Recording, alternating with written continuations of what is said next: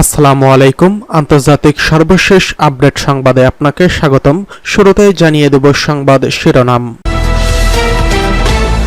শুরুতে জানিয়ে দেব পরমাণু অস্ত্র তৈরি করতে যাচ্ছে ইরান, আসছে ঘোষণা।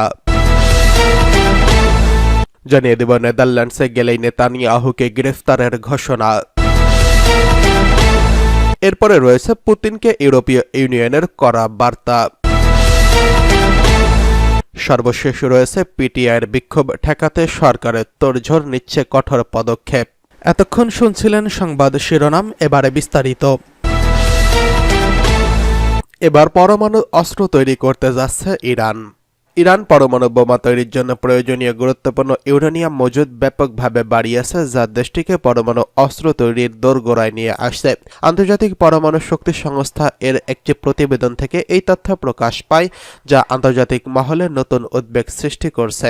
গতকাল প্রকাশিত আইএই এর এক প্রতিবেদনে বলা হয়, ইরান তার পরমাণু কার্যক্রম গোপনে চালিয়ে যাচ্ছে এবং পরমাণু বোমা তৈরির জন্য প্রয়োজনীয় ইউরেনিয়ামের মজুদ অনেকটাই বৃদ্ধি পেয়েছে।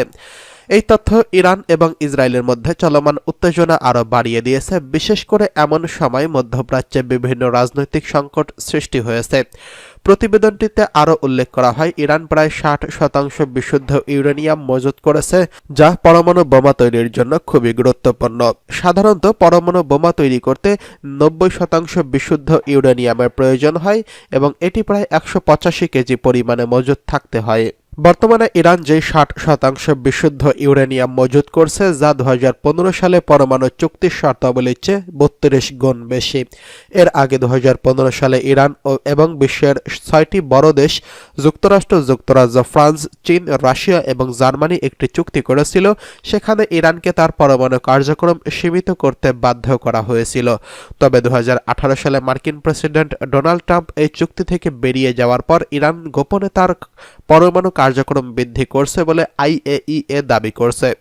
আইএই এর প্রধান রাফায়েল গ্রোসি সম্প্রতি ইরান সফর করছেন। সেখান থেকে ফেরার পর তিনি এই প্রতিবেদন প্রকাশ করছেন। তার সফরের পরে ইরান তার ইউরেনিয়ামের মজুদ নিয়ে আরও সতর্ক হয়ে উঠছে এবং পশ্চিমা দেশগুলোর উদ্বেগের মুখে পড়ছে। আল জাজিরার প্রতিবেদনে বিশেষজ্ঞরা বলছেন, যদি ইরান পরমাণু শক্তিধর দেশ হয়ে ওঠে তাহলে শুধু মধ্যপ্রাচ্য নয়, পুরো বিশ্বের শক্তির ভারসাম্য নষ্ট হতে পারে। বিশেষ করে ইসরায়েলের সঙ্গে ইরানের যুদ্ধ বা আক্রমণের পরিস্থিতি উত্তপ্ত হওয়ার আশঙ্কা আরও তীব্র করবে। এদিকে ইরানের পরমাণু ক্ষমতা নিয়ে পশ্চিমা দেশগুলো বেশ উদ্বিগ্ন। গত অক্টোবর মাসে ইরান ইসরায়েল সংঘর্ষের পর ফ্রান্স, জার্মানি এবং যুক্তরাজ্য ইরানের ইউরেনিয়াম মজুদ সম্পর্কে সতর্কতা জানিয়েছে। যদিও ইরান পরমাণু বোমা তৈরি করতে সক্ষম হয়, তাহলে পুরো বিশ্বের নিরাপত্তা ভারসাম্যের জন্য একটি বড় হুমকি হতে পারে। যদিও ইরান এসব সতর্কতাকে কূটনৈতিকভাবে মোকাবেলা করার কথা জানিয়েছেন এবং তারা দাবি করছে যে তাদের পরমাণু কার্যক্রম শান্তিপূর্ণ উদ্দেশ্যে একটি আন্তর্জাতিক আইনের মধ্যেই থেকে করা হচ্ছে। বিশ্বের রাজনৈতিক পরিস্থিতি, বিশেষত মধ্যপ্রাচ্যের চলমান সংঘাত এবং ইউরোপীয় অঞ্চলের যুদ্ধে ইরানের ভূমিকা ও পরমাণু বোমার বিষয়টি আরও জটিল করে তুলছে। এদিকে নেদারল্যান্ডসে গেলেই নেতানিয়াহুকে গ্রেফতারের ঘোষণা। নেদারল্যান্ডস গেলেই ইসরায়েলের প্রধানমন্ত্রী বেঞ্জামিন নেতানিয়াহুকে গ্রেফতারের ঘোষণা দিয়েছে দেশটি। ফিলিস্তিনের গাজা উপত্যকায় যুদ্ধ অপরাধের দায়ে আন্তর্জাতিক অপরাধ আদালত আইসিসি নেতানিয়াহু ও তার সাবেক প্রতিরক্ষা মন্ত্রী ইয়েভ গ্যালান্টের বিরুদ্ধে গ্রেফতারি পরোয়ানা জারির পর এই ঘোষণা দিল নেদারল্যান্ডস কর্তৃপক্ষ। নেতানিয়াহুর গ্রেফতার সম্পর্কে বৃহস্পতিবার সংসদে এক প্রশ্নের জবাবে ডাচ প্রধানমন্ত্রী ক্যাসপার ভেলক্যাপ বলেন, সরকারের অবস্থান পরিষ্কার। আমরা আইসিসিকে সহযোগিতা করতে বদ্ধপরিকর। আমরা রোম সংবিধি 100% মেনে চলি। এদিকে ফ্রান্সের পররাষ্ট্র মন্ত্রণালয়ের মুখপাত্র বলেছেন, তিনি আন্তর্জাতিক অপরাধ আদালতের প্রসিকিউটরকে সমর্থন করেন। তবে ফরাসি মাটিতে পা রাখলে ফ্রান্স নেতানিয়াহুকে গ্রেফতার করবে কিনা সে ব্যাপারে জানতে চাইলে তিনি মন্তব্য করতে অস্বীকৃতি জানিয়েছেন। প্যারিসে তিনি এক সংবাদ ব্রিফিংয়ে বলেন, আজ দায়মুক্তির বিরুদ্ধে লড়াই করা আমাদের অগ্রাধিকার। আমরা 2000 সালের আইসিসি সংবিধি অনুমোদন করেছি এবং এর ধারাবাহিকতা আদালতের পদক্ষেপকে সমর্থন করছি। আমাদের প্রতিক্রিয়ার এই নীতিগুলোর একসাথে এক কাতারেই থাকবে। তিনি আরও বলেন, এই ওয়ারেন্টগুলো একটি জটিল আইনি সমস্যা। এটি এমন একটি পরিস্থিতি যার জন্য অনেক আইনি সতর্কতা প্রয়োজন। উল্লেখ্য, গ্রেফতারি পরোয়ানা জারি করলেও দণ্ডিত ব্যক্তিকে গ্রেফতারের নিজস্ব কোনো সক্ষমতা আইসিসির নেই, ফলে এই আদালত সদস্য দেশগুলোর উপর নির্ভরশীল। বিশ্বের 124টি দেশ আন্তর্জাতিক অপরাধ আদালত আইসিসির সদস্য। কোনো ব্যক্তির বিরুদ্ধে যদি আইসিসির গ্রেফতারি পরোয়ানা জারি করে, তাহলে সদস্য রাষ্ট্রগুলোর দায়িত্ব তাদের দেশে যাওয়া অভিযুক্ত ব্যক্তিকে গ্রেফতার করে আদালতের হাতে তুলে দেওয়া। তবে তারা আদালতের এই রায় কার্যকর করবে কিনা সেটা তাদের নিজস্ব ব্যাপার। এদিকে পুতিনকে ইউরোপীয় ইউনিয়নের কড়া বার্তা। ইউরোপীয় ইউনিয়ন বলছে, রাশিয়া যদি ইউক্রেনে আন্তঃমহাদেশীয় ব্যালিস্টিক ক্ষেপণাস্ত্র নিক্ষেপ করে তবে তা স্পষ্ট উত্তেজনা বৃদ্ধির ইঙ্গিত। ফলে যুদ্ধ ছড়ানোর উস্কানি রাশিয়ার প্রেসিডেন্ট ভ্লাদিমির পুতিনের কাছ থেকে আসছে বলে ধরে নেবে ইইউ।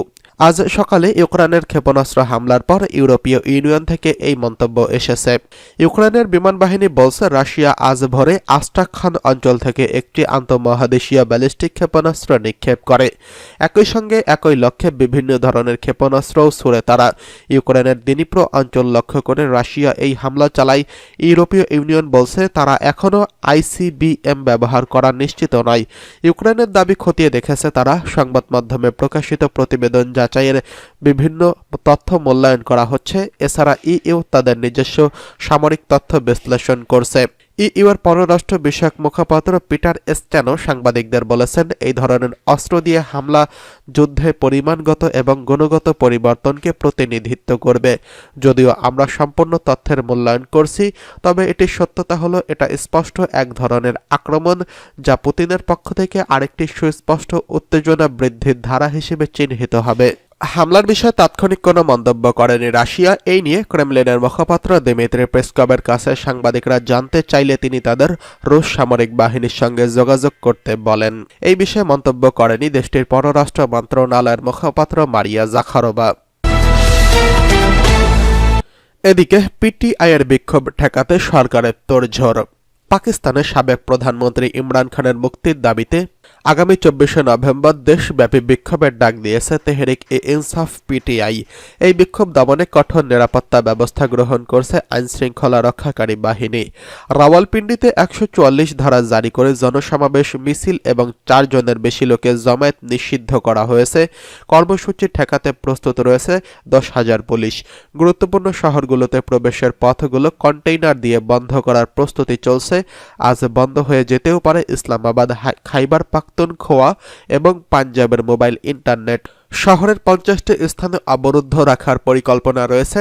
পিটিআই কর্মীরা রাজধানী ইসলামাবাদে যেন প্রবেশ করতে না পারে সেই চেষ্টাই চলছে। পুলিশ সূত্রের বরাতে স্থানীয় গণমাধ্যম জানিয়েছে, 50টি প্রবেশপথ পণ্যবাহী কন্টেইনার ব্লেডযুক্ত তার এবং কাঁটা তার দিয়ে বন্ধ করা হয়। বিপুল সংখ্যক পুলিশ সদস্য ও এলিট ফোর্স মোতায়েন থাকবে। কেবল পুলিশ প্রস্তুত নয়, বাহিনীর টিয়ার গ্যাস, রাবার বুলেট এবং দাঙ্গা নিয়ন্ত্রণের সরঞ্জাম সরবরাহ করা হয়েছে। এছাড়া সব কর্মকর্তা ছুটি বাতিল করা হয়েছে। দ্য এক্সপ্রেস ট্রিবিউনের এক প্রতিবেদনে বলা হয়, আগামী 24শে নভেম্বর বড় বিক্ষোভের ডাক দিয়েছে ইমরান খান। এই বিক্ষোভকে সামনে রেখে নেতাকর্মীদের গুরুত্বপূর্ণ নির্দেশনা দিয়েছেন তিনি। বলা হচ্ছে, পিটিআইয়ের ভবিষ্যৎ নির্ধারণ করবে এই সমাবেশ। এদিকে আদিয়ালা কারাগার থেকে এক বিবৃতিতে ইমরান খান বলেছেন, ইসলামাবাদে যে প্রতিবাদ সমাবেশের ডাক দেওয়া হয়েছে তা স্থগিত করা হবে না, কারণ এখন পর্যন্ত তার মুক্তির ব্যাপারে স্পষ্ট ইঙ্গিত মিলছে না। ইমরান খান বলেন, আমার দলের নেতাদের মাধ্যমে সমাবেশ বন্ধের প্রস্তাব দেওয়া হয়েছে, তবে নেতাদের মুক্তির বিষয়ে কোনো কথা বলা হচ্ছে না।